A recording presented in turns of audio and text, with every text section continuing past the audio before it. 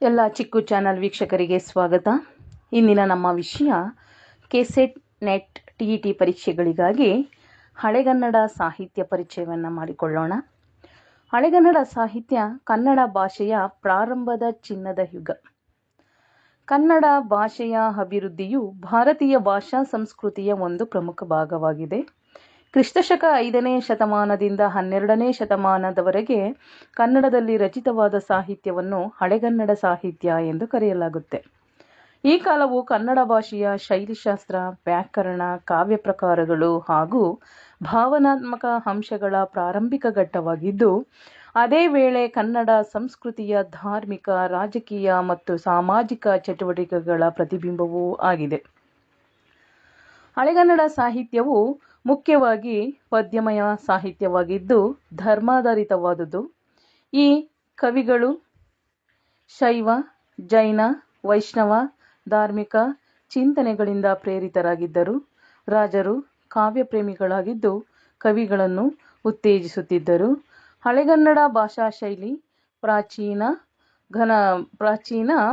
ಘನವಾದ ಸಂಸ್ಕೃತದ ಪ್ರಭಾವದಿಂದ ಕೂಡಿತು ಎಂದು ಹೇಳಬಹುದು. ಹಳೆಗನ್ನಡ ಸಾಹಿತ್ಯದ ಕಾಲಪರಿಧಿಯನ್ನು ನೋಡೋದಾದರೆ, ಹಳೆಗನ್ನಡ ಸಾಹಿತ್ಯವನ್ನು ಸಾಮಾನ್ಯವಾಗಿ ಕ್ರಿಸ್ತಶಕ 5ನೇ ಶತಮಾನದಿಂದ 12ನೇ ಶತಮಾನದವರೆಗೆ ಅಂದಾಜಿಸಲಾಗುತ್ತೆ. ಈ ಅವಧಿಯನ್ನು ಹೀಗೆ ವಿಭಾಗಿಸ್ಬೋದು. ಆದಿ ಹಳೆಗನ್ನಡ ಯುಗ, ಶಾಸನಗಳಲ್ಲಿ ಕಾಣುವ ಕನ್ನಡ ಭಾಷೆ ಒಂದು ಪ್ರಾರಂಭವಾಗಿರುತ್ತೆ. ಇನ್ನು ಕವಿರಾಜ ಮಾರ್ಗದ ಪೂರ್ವದ ಕಾಲ 5ರಿಂದ 8ನೇ ಶತಮಾನ ತನಕ ನೋಡ್ಬೋದು. ಇನ್ನು ಮಧ್ಯ ಹಳೆಗನ್ನಡ ಯುಗ 9ನೇ ಶತಮಾನದಿಂದ 10ನೇ ಶತಮಾನ ತನಕ ಕವಿರಾಜ ಮಾರ್ಗ, ಒಡ್ಡಾರಾಧನೆ ಮುಂತಾದ ಕೃತಿಗಳ ರಚನೆಯನ್ನು ನೋಡ್ಬೋದು. ಇನ್ನು ಪ್ರಥಮ ಕಾವ್ಯ ಪ್ರಕಾರಗಳ ರೂಪುಗೊಳಿಸುವಂತಹ ಕಾಲವೂ ಸಹ ಆಗಿತ್ತು. ಇನ್ನು ಅಂತ್ಯ ಹಳೆಗನ್ನಡ ಯುಗವನ್ನು ನೋಡೋದಾದರೆ 11ನೇ ಮತ್ತು 12ನೇ ಶತಮಾನದಲ್ಲಿ ಇದ್ದಂಥದ್ದು. ಪಂಪ, ರನ್ನ ಮೊದಲಾದ ಮಹಾಕವಿಗಳು ನೆಲೆಸಿದಂತಹ ಕಾಲ ಅಂತ ಹೇಳ್ಬೋದು. ಇನ್ನು ಹಳೆಗನ್ನಡ ಕಾಲದ ಒಂದು ಸಾಹಿತ್ಯವನ್ನು ನೋಡೋದಾದರೆ, ಹಳೆಗನ್ನಡ ಕಾಲದ ಒಂದು ಸಾಹಿತ್ಯ ಮೂಲಗಳನ್ನ ನೋಡೋದಾದರೆ 2 ರೀತಿಯಾಗಿ ನಾವು ವಿಂಗಡಿಸ್ಬೋದು. ಒಂದು ಶಾಸನಾಧಾರಿತ ಕನ್ನಡ, ಇನ್ನೊಂದು ಕಾವ್ಯಾಧಾರಿತ ಕನ್ನಡ. ಶಾಸನಾಧಾರಿತ ಕನ್ನಡವನ್ನು ನೋಡೋದಾದರೆ ಬನವಾಸಿಯ ತಾಳಗುಂದ ಶಾಸನ 5ನೇ ಶತಮಾನದಲ್ಲಿ ನಿರ್ಮಾಣವಾದಂಥದ್ದು. ಆಲ್ಮಿಡಿ ಶಾಸನ ಮೊದಲಾದವುಗಳಲ್ಲಿ ಒಂದು ಪ್ರಾರಂಭಿಕ ಲಕ್ಷಣಗಳನ್ನ ನಾವು ಕಾಣ್ತೀವಿ. ಧರ್ಮ, ರಾಜಕೀಯ, ಸಮಾಜದ ಅಂಶಗಳು ಈ ಶಾಸನಗಳಲ್ಲಿ ಪ್ರತಿಬಿಂಬಿಸುವಂಥದ್ದು. ಇನ್ನು ಕಾವ್ಯಾಧಾರಿತ ಒಂದು ಕನ್ನಡವನ್ನು ನೋಡೋದಾದರೆ ಅಲ್ಲಿ ನೃತ್ಯ, ಕಾವ್ಯ, ಹಾಗೆ ಧರ್ಮೋಪದೇಶ ಇತ್ಯಾದಿ ವಿಷಯಗಳನ್ನ ಆಧರಿಸಿದಂತಹ ಕೃತಿಗಳಿರುತ್ತೆ. ಇನ್ನು ಕವಿರಾಜ ಮಾರ್ಗದಿಂದ ಪ್ರಾರಂಭವಾದಂತಹ ಒಂದು ಕಾವ್ಯದ ಪ್ರವಾಹನೆ ಅಂತಲೇ ನಾವು ಹೇಳ್ಬೋದು. ಇನ್ನು ಧಾರ್ಮಿಕ ಪ್ರಭಾವಗಳನ್ನ ನೋಡೋದಾದರೆ ಹಳೆಗನ್ನಡ ಸಾಹಿತ್ಯದ ಮೇಲೆ 3 ಪ್ರಮುಖ ಧಾರ್ಮಿಕ ಪಂಥಗಳ ಪ್ರಭಾವವನ್ನು ನಾವು ಕಾಣ್ತೇವೆ. ಜೈನ ಧರ್ಮದ ಪ್ರಭಾವವನ್ನು ನೋಡೋದಾದರೆ ಹಳೆಗನ್ನಡ ಸಾಹಿತ್ಯದ ಮೂಲಾಧಾರವೆಂದರೆ ಜೈನ ಕಾವ್ಯ. ಜೈನ ಮಠಗಳು ಕವಿತ್ವದ ಪೀಠಗಳಾಗಿದ್ದು ಜೈನ ಕವಿಗಳು ನೈತಿಕತೆ, ಅಹಿಂಸೆ ಮತ್ತು ಧರ್ಮಾಚರಣೆಯ ಮೌಲ್ಯಗಳನ್ನ ತಮ್ಮ ಕೃತಿಗಳ ಮೂಲಕ ಜನಮನದಲ್ಲಿ ಬಿತ್ತಿದರು. ಇನ್ನು ಪ್ರಮುಖ ಜೈನ ಕವಿಗಳನ್ನ ನೋಡೋದಾದರೆ ಪಂಪ, ರನ್ನ, ಪೊನ್ನ, ಹಾಗೆ ಚಂದರಾಜ ಮುಂತಾದ ಕವಿಗಳನ್ನ ನಾವು ನೋಡ್ತಾ ಹೋಗ್ಬೋದು. ಇನ್ನು ಶೈವ ಧರ್ಮದ ಒಂದು ಪ್ರಭಾವವನ್ನು ನೋಡೋದಾದರೆ ಶೈವ ಕಾವ್ಯಗಳು ಶಿವಭಕ್ತಿ, ವೀರಶೈವ ತತ್ವಗಳು, ಪರಮಾತ್ಮನ ಪ್ರೇಮವನ್ನು ವ್ಯಕ್ತಪಡಿಸುತ್ತೆ. ಇನ್ನು ಬಸವಣ್ಣನ ಕಾಲದ ಪೂರ್ವ ಭಾಗದಲ್ಲಿ ಶಿವಕಾವ್ಯಗಳು ಹುಟ್ಟುಕೊಂಡಿದ್ದು. ಇನ್ನು ವೈಷ್ಣವ ಧರ್ಮದ ಪ್ರಭಾವವನ್ನು ನೋಡೋದಾದರೆ ಹಳೆಗನ್ನಡ ಕಾಲದ ಕೊನೆಯಲ್ಲಿ ವೈಷ್ಣವ ಭಕ್ತಿ ಪ್ರಾರಂಭ ಆದ್ರೂ ಅದಕ್ಕೆ ಪೂರ್ವಭಾವಿಯಾಗಿ ವಿಷ್ಣುಮೂರ್ತಿ ಕುರಿತ ಕಾವ್ಯಗಳು ಕಂಡುಬರುತ್ತೆ ಅನ್ನೋದನ್ನು ನಾವು ನೋಡ್ತಾ ಹೋಗ್ಬೋದು. ಇನ್ನು ಪ್ರಮುಖ ಹಳೆಗನ್ನಡ ಕವಿಗಳು ಮತ್ತು ಕೃತಿಗಳನ್ನ ನೋಡೋದಾದರೆ ಮೊದಲನೇದಾಗಿ ಕವಿರಾಜ ಮಾರ್ಗ. ನಮ್ಮ ನೃಪತುಂಗ, ಅಮೋಘ ವರ್ಷ ನೃಪತುಂಗನ ಕಾಲದಲ್ಲಿ ನಿರ್ಮಾಣವಾದಂತಹ ಕವಿರಾಜ ಮಾರ್ಗದ ಬಗ್ಗೆ ತಿಳ್ಕೊಳ್ಳೋದಾದರೆ ಕ್ರಿಸ್ತಶಕ 9ನೇ ಶತಮಾನದ ರಾಷ್ಟ್ರಕೂಟ ರಾಜನಾದಂತಹ ಅಮೋಘ ವರ್ಷ ನೃಪತುಂಗನು ರಚಿಸಿದಂತಹ ಕವಿರಾಜ ಮಾರ್ಗ ಕನ್ನಡದ ಪ್ರಥಮ ಒಂದು ಕಾವ್ಯಶಾಸ್ತ್ರ ಗ್ರಂಥ ಅಂತ ಹೇಳ್ಬೋದು. ಇದರಲ್ಲಿ ಕಾವ್ಯದ ಗುಣದೋಷಗಳು, ಪ್ರಾಸ, ಅಲಂಕಾರ, ಶೈಲಿ ಇತ್ಯಾದಿಗಳ ವಿವರಣೆ ಇದೆ. ಇದು ಕನ್ನಡದ ಕಾವ್ಯಪಥದ ಮಾರ್ಗದರ್ಶಕ ಗ್ರಂಥ ಅಂತಲೇ ನಾವು ಹೇಳ್ಬೋದು. ಇನ್ನು ಒಡ್ಡಾರಾಧನೆಯನ್ನು ನಿರ್ಮಾಣ ಮಾಡಿದಂಥವರು ಶಿವಕೋಟ್ಯಾಚಾರ್ಯರು. ಇದು ಪ್ರಥಮ ಒಂದು ಗದ್ಯ ಗ್ರಂಥ, ಧಾರ್ಮಿಕ ಕಥಾ ಸರಣಿ ಆಗಿದೆ. ಹಾಗೆ ಜೈನ ಬೋಧನೆಗಳನ್ನೊಳಗೊಂಡಿರುವಂತಹ ಈ ಕೃತಿ ಕನ್ನಡದ ಕಥನ ಪ್ರಕಾರದ ಮೂಲ ಗ್ರಂಥ ಅಂತಲೇ ನಾವು ಹೇಳ್ಬೋದು. ಇನ್ನು ಪಂಪನ ಕಾಲವನ್ನು ನೋಡೋದಾದರೆ ಕ್ರಿಸ್ತಶಕ 940ರಲ್ಲಿ ಕನ್ನಡದ ಆದಿಕವಿ ಪಂಪ ವೀರಶೈವ ಜೈನ ಪಂಥದ ಕವಿ. ಈತನ ಪ್ರಮುಖ ಕೃತಿಗಳನ್ನ ನೋಡಿದಾದರೆ ಆದಿಪುರಾಣ, ಅದು ಋಷಭದೇವನ ಜೀವನ ಕಥನವನ್ನು ಒಳಗೊಂಡಿರುತ್ತೆ. ಹಾಗೆ ವಿಕ್ರಮಾರ್ಜುನ ವಿಜಯ, ಅದಕ್ಕೆ ಇನ್ನೊಂದು ಹೆಸರು ಪಂಪಭಾರತ ಅಂತ ಕರೀತಾರೆ. ಇನ್ನು ಮಹಾಭಾರತ ಆಧಾರಿತವಾದಂತಹ ಆದರೆ ಅರ್ಜುನನ ಪರವಾಗಿ ಕಾವ್ಯ ಇರೋದನ್ನು ನಾವು ನೋಡ್ತಾ ಹೋಗ್ತೀವಿ. ಇನ್ನು ಪಂಪನ ಭಾಷೆ ಶೈಲಿಯುಕ್ತ, ಘನ ಮತ್ತು ಪ್ರಭಾವಶಾಲಿಯಾಗಿರುವಂಥದ್ದು. ಅನಂತರ ಬಂದಂಥವನು ರನ್ನನ ಒಂದು ಕಾಲವನ್ನು ನೋಡಿದ್ರೆ ಕ್ರಿಸ್ತಶಕ ಸುಮಾರು 1000ರ ಕಾಲದಲ್ಲಿ ಜೀವಿಸಿದ್ದಂಥವನು. ಈತನನ್ನು ಕನ್ನಡದ ಕವಿ ಚಕ್ರವರ್ತಿ ಅಂತಲೂ ಕರಿತೀವಿ. ಹಾಗೆ ಈತನ ಪ್ರಮುಖ ಕೃತಿಗಳನ್ನ ನೋಡೋದಾದರೆ ಸಾಹಸ ಭೀಮ ವಿಜಯ, ಅದಕ್ಕೆ ಇನ್ನೊಂದು ಹೆಸರು ಗದಾಯುದ್ಧ. ಸಾಹಸ ಭೀಮ ವಿಜಯ, ಗದಾಯುದ್ಧ. ಇನ್ನು ಅಜಿತ ತೀರ್ಥಂಕರ ಪುರಾಣ. ರನ್ನನ ಕಾವ್ಯದಲ್ಲಿ ಯುದ್ಧ, ಧೈರ್ಯ, ವೀರ ಭಾವಗಳೊಂದಿಗೆ ಭಕ್ತಿ, ಕರ್ತವ್ಯ, ಧರ್ಮದ ಅಂಶಗಳನ್ನ ನಾವು ಇಲ್ಲಿ ನೋಡ್ತಾ ಹೋಗ್ಬೋದು. ಇನ್ನು ಪೊನ್ನ 10ನೇ ಶತಮಾನದಲ್ಲಿ ಜೀವಿಸಿದಂಥವನು.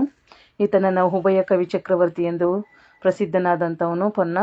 ಈತ ಜೈನ ಕವಿ. ಈತನ ಒಂದು ಕೃತಿಗಳನ್ನ ನೋಡೋದಾದರೆ ಶಾಂತಿ ಪುರಾಣ, ಭಾವಿಚರಿತೆ, ಜಿನಕೇಶರಿ ಪುರಾಣ. ಹಾಗೆ ಪೊನ್ನನ ಕಾವ್ಯದಲ್ಲಿ ಶೃಂಗಾರ, ಕಾವ್ಯ ಲಾಲಿತ್ಯ ಹಾಗೂ ದಾರ್ಶನಿಕತೆಗಳು ಮಿಶ್ರಣವಾಗಿರೋದನ್ನು ನಾವು ನೋಡ್ತಾ ಹೋಗ್ತೀವಿ. ಇನ್ನು ಹಳೆಗನ್ನಡದ ಕಾವ್ಯ ಪ್ರಕಾರಗಳನ್ನ ನೋಡೋದಾದರೆ ಹಳೆಗನ್ನಡ ಸಾಹಿತ್ಯದಲ್ಲಿ ಕಂಡುಬರುವಂತಹ ಪ್ರಮುಖ ಕಾವ್ಯ ಪ್ರಕಾರಗಳು ಪುರಾಣ. ಇಲ್ಲಿ ಧಾರ್ಮಿಕ ಕಥೆಗಳು, ತೀರ್ಥಂಕರರ ಜೀವನಗಳ ಬಗ್ಗೆ ಇದೆ. ಕಾವ್ಯ ಅಥವಾ ಮಹಾಕಾವ್ಯದಲ್ಲಿ ಪಂಪ, ರನ್ನ, ಪೊನ್ನನಂತಹ ಕೃತಿಗಳಿವೆ, ಪೊನ್ನರ ಕೃತಿಗಳು. ಇನ್ನು ಚಂಪು ನೋಡೋದಾದರೆ ಪದ್ಯ ಮತ್ತು ಗದ್ಯದ ಮಿಶ್ರಣವನ್ನು ಒಳಗೊಂಡಿರುವಂಥದ್ದೇ ಚಂಪು. ಇನ್ನು ಶಾಸ್ತ್ರ ಗ್ರಂಥವನ್ನು ನೋಡೋದಾದರೆ ಕವಿರಾಜ ಮಾರ್ಗದಂತಹ ಕಾವ್ಯಶಾಸ್ತ್ರ ಗ್ರಂಥಗಳನ್ನ ನಾವು ನೋಡ್ಬೋದು. ಇನ್ನು ನೀತಿ ಕಾವ್ಯ ಮಾನವ ಜೀವನದ ನೀತಿ ಮತ್ತು ಸತ್ಸಂಗದ ಉಪದೇಶಗಳನ್ನ ಒಳಗೊಂಡಿರುವಂಥದ್ದು. ಇನ್ನು ಹಳೆಗನ್ನಡದ ಭಾಷಾ ಶೈಲಿ ಮತ್ತು ವ್ಯಾಕರಣದ ಬಗ್ಗೆ ತಿಳಿಯೋದಾದರೆ ಹಳೆಗನ್ನಡದ ಭಾಷೆಯು ಸಂಸ್ಕೃತ ಮತ್ತು ಪ್ರಾಕೃತದ ಪ್ರಭಾವದಿಂದ ತುಂಬಿತ್ತು. ಅದರ ವೈಶಿಷ್ಟ್ಯತೆಗಳನ್ನ ಹೊಂದಿತ್ತು. ವಿಭಕ್ತಿಗಳ ರೂಪಭೇದಗಳು, ಧಾತುಶಕ್ತಿ, ಕಾವ್ಯ ಪ್ರಯೋಗದಲ್ಲಿ ಅಲಂಕಾರ ಪ್ರಧಾನ ಶೈಲಿ ಆಗಿರ್ಬೋದು, ಸಂಸ್ಕೃತ ಪದಗಳ ಸಹಜ ಮಿಶ್ರಣ ಆಗಿರ್ಬೋದು, ಕಾವ್ಯ ರಚನೆಗಳಲ್ಲಿ ಗಂಭೀರತೆ ಮತ್ತು ಗಾಢತೆ ಆಗಿರ್ಬೋದು. ಇನ್ನು ಕವಿರಾಜ ಮಾರ್ಗದಲ್ಲಿಯೇ ಕನ್ನಡದ ಶೈಲಿಯನ್ನು ದೇಶಭಾಷೆ ಕನ್ನಡಂ ಗೆಚ್ಚು ಎಂದು ಅಮೋಘ ವರ್ಷ ಪ್ರಶಂಸಿಸಿರೋದನ್ನು ನಾವು ಕಾಣ್ತಾ ಹೋಗ್ತೀವಿ. ಇನ್ನು ಹಳೆಗನ್ನಡ ಸಾಹಿತ್ಯದ ಸಾಂಸ್ಕೃತಿಕ ಮತ್ತು ಸಾಮಾಜಿಕ ಹಿನ್ನೆಲೆಯ ಬಗ್ಗೆ ತಿಳಿಯೋದಾದರೆ ಈ ಕಾಲದಲ್ಲಿ ಕರ್ನಾಟಕವು ರಾಜಕೀಯವಾಗಿ ಶಕ್ತಿಯುತವಾಗಿತ್ತು. ರಾಷ್ಟ್ರಕೂಟರು, ಗಂಗರು, ಚಾಲುಕ್ಯರು ಮುಂತಾದ ರಾಜವಂಶಗಳು ಕಾವ್ಯ ಪ್ರೇಮಿಗಳು ಅವರ ಕವಿಗಳನ್ನು ಆಶ್ರಯಿಸಿ ಕಾವ್ಯಕಲೆಯನ್ನು ಉತ್ತೇಜಿಸ್ತಾ ಇದ್ರು. ಸಮಾಜದಲ್ಲಿ ಜೈನ ಮಠಗಳು, ದೇವಸ್ಥಾನಗಳು ಮತ್ತು ಶಿಕ್ಷಣ ಕೇಂದ್ರಗಳು ಬೆಳೀತಾ ಇತ್ತು.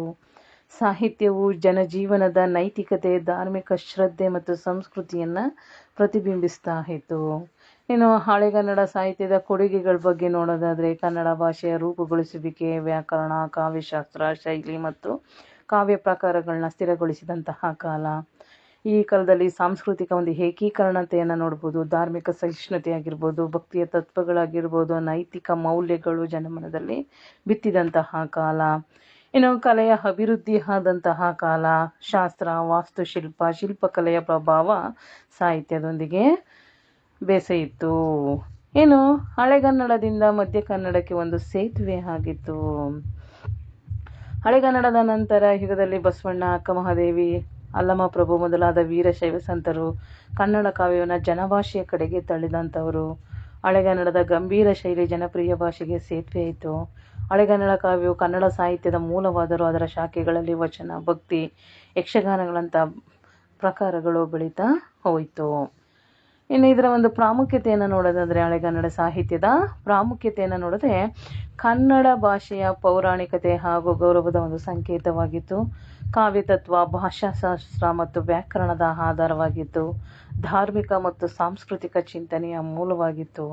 ಹಾಗೆ ಪಂಪ, ರನ್ನ, ಪೊನ್ನ ಮೊದಲಾದ ಕವಿಗಳ ಮೂಲಕ ಕನ್ನಡದ ಕೀರ್ತಿಯು ರಾಷ್ಟ್ರ ಮಟ್ಟದಲ್ಲಿ ಒಂದು ಪ್ರಖ್ಯಾತಿಯಾಗಿರೋದನ್ನ ನಾವು ನೋಡ್ತಾ ಹೋಗ್ಬೋದು.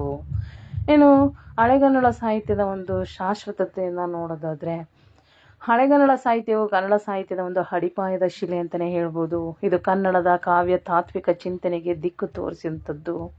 ಅಮೋಘ ವರ್ಷನ ಕವಿರಾಜ ಮಾರ್ಗದಿಂದ ಪ್ರಾರಂಭವಾಗಿ ಪಂಪನ ಆದಿಪುರಾಣದವರೆಗೆ ಹಳೆಗನ್ನಡ ಕಾವ್ಯವು ಕೇವಲ ಧಾರ್ಮಿಕ ಪ್ರೇರಣೆಯಲ್ಲ, ಕಾವ್ಯ ಕಲೆಯ ಪರಮೋನ್ನತವೂ ಸಹ ಆಗಿರುವಂಥದ್ದನ್ನ ನಾವು ನೋಡ್ತಾ ಹೋಗ್ತೀವಿ. ಹಾಗೆ ಈ ಸಾಹಿತ್ಯವು ಇಂದಿಗೂ ನಮ್ಮ ಸಂಸ್ಕೃತಿಗೆ ಜೀವಂತ ಭಾಗವಾಗಿದ್ದು ಪ್ರತಿ ಕನ್ನಡಿಗನಿಗೆ ಗೌರವದ ಒಂದು ವಿಷಯವಾಗಿದೆ.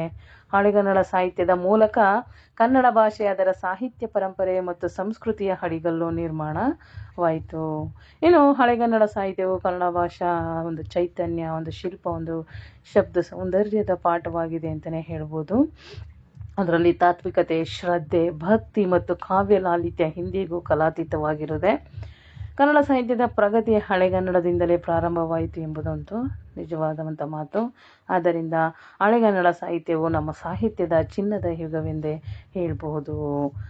ಎಲ್ಲರಿಗೂ ನಮ್ಮ ಹಳೆಗನ್ನಡದ ಒಂದು ಕಿರು ಪರಿಚಯವನ್ನು ಹಿಂದಿನ ಕ್ಲಾಸಲ್ಲಿ ಮಾಡಿದ್ದೀವಿ. ಇನ್ನು ಒಂದು ಹೆಚ್ಚಿನ ವಿಷಯಗಳನ್ನು ನಂತರದ ವಿಡಿಯೋಗಳಲ್ಲಿ ಮಾಡ್ತಾ ಹೋಗ್ತೀನಿ. ನಮ್ಮ ಒಂದು ಚಾನಲ್ ಇಷ್ಟ ಆಗಿದರೆ, ನಮ್ಮ ಒಂದು ವಿಡಿಯೋ ಇಷ್ಟ ಆದರೆ ಒಂದು ಲೈಕ್ ಮಾಡಿ, ಸಬ್ಸ್ಕ್ರೈಬ್ ಮಾಡಿ, ಸಪೋರ್ಟ್ ಮಾಡಿ ಅಂತ ಹೇಳ್ತಾ ಈ ವಿಡಿಯೋನ ಇಲ್ಲಿಗೆ ಮುಗಿಸ್ತಾ ಇದ್ದೀನಿ. ಧನ್ಯವಾದಗಳು.